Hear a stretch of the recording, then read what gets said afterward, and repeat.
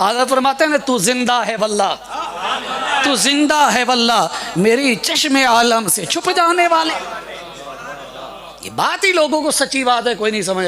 वो जी कब्र के अंदर फिर जिंदा है तो फिर ऑक्सीजन कहाँ से आती है? तो मैंने कहा माँ के पेट में जैसे ऑक्सीजन आती है वहाँ भी आती है, यहाँ पर भी तो अंधेरा ही है ना यार। कोई है किसी का सिलसिला अंदर जाने का? कहता जी वहाँ अल्लाह रखता है। तो मैंने कहा कब्र में कौन?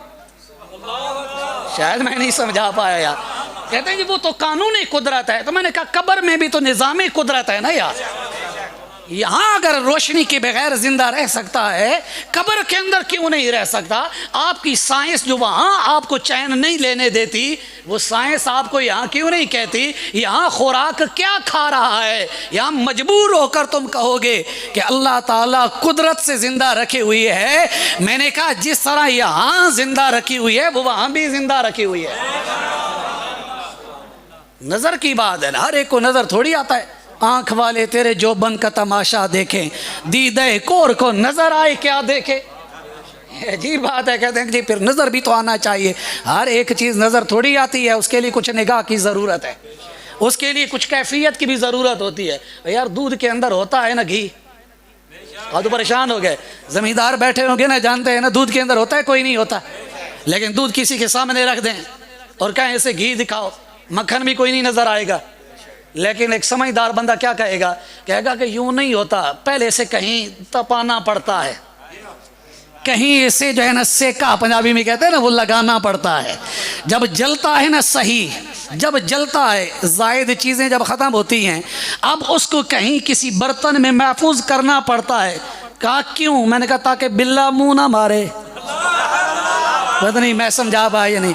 मैंने कहा इसलिए ताकि कोई बिल्ला मुंह ना डाले, इसलिए ऊपर बर्तन पर कोई ना कोई कपड़ा देना पड़ता है। मैंने कहा फिर वो बनता है, जमता है, फिर दही है, फिर उसको अच्छी तरह अच्छा रगड़ा लगाना पड़ता है, हल्का नहीं है। जब अच्छा रगड़ा फिर मक्खन, लेकिन मक्खन से बात नहीं बनती, फिर उसे सेका लगता है, फिर घी बनता है। और मैंने कहा नादान तुझे नजर आने की जरूरत नहीं है।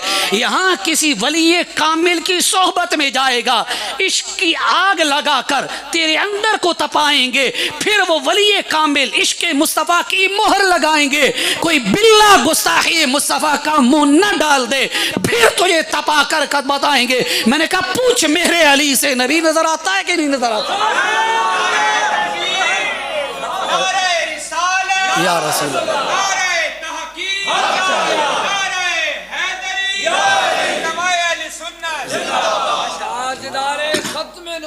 जिंदाबाद, जिंदाबाद। मैंने कहा जब वली की सोबत ही नहीं तुझे मिली, किसी ने तेरे मन को अभी झोला ही नहीं है, तेरे ईमान को किसी ने भी परखा ही नहीं है, इश्क मुस्तफ़ा की आग पर इसको जलाया ही नहीं गया है, अब तेरी आंखों में कहाँ वो चीज़ आए जो महबूब को देखें। मेरे इमाम ने इसलिए फरमा दिया आंख वाले तेरे जो बन का तमाशा देखें, दीदे कोर को नजर आए क्या देखें। तो मैं अर्ज कर रहा था कि मौत भी ना ये ज़िम्मन आ गई। तो मैंने कहा करता चलूं, आज की रात की बरकत है। वो हर एक मरकर खप नहीं जाते, ये लोगों को समझाएं। जो कहे ना ये गए, उसे कहें आपके गए ना, हाँ उसे कहे आपके गए, हम मानते हैं बिल्कुल आपके गए। वो चले ही जाएं तो बेहतर है ताकि खैर हो जाए, खैर हो जाए। जड़ी बूटियां ना हो तो फसल अच्छी होती है ना, वो हो तो नुकसान हो जाता है, स्प्रे करना पड़ता है। इसलिए हम रज़वियत का स्प्रे कर देते हैं ताकि ख़त्म हो जाए, ताकि ख़त्म हो जाए, पीछे फसल हमारी बहार वाली रहे। ये बाग़ अहले सुन्नत ताकि सरसब्ज़ व शादाब व पुर रौनक रहे।